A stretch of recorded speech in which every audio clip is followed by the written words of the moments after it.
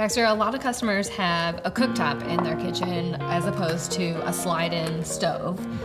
What do they need to know about having a cooktop when they're getting new countertops? Sure. The most important thing is that cooktop is going to be cut out on site the day of the install. Okay, so at my house. At your house. It is not done at our shop. Okay. The reason for that is when we cut that out, that is a smaller rail.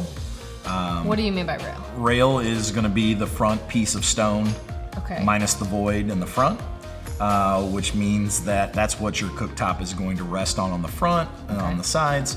The sides you don't have to worry about, the front you do, especially in transportation and movement. So that's why we cut it once it's in place and done. Okay, so that doesn't break. So that it does not break. Okay, so then they're cutting it at my house. Is that gonna create a lot of mess? Yes, it will. Okay. We don't sugarcoat it. It's definitely going to create dust, but we do take the right measures to try and prevent as much of that as we can.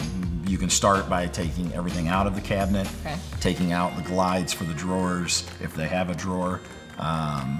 Basically, we tape off your cabinet. We have a vacuum that goes while we do it, so we clean up after. Yeah.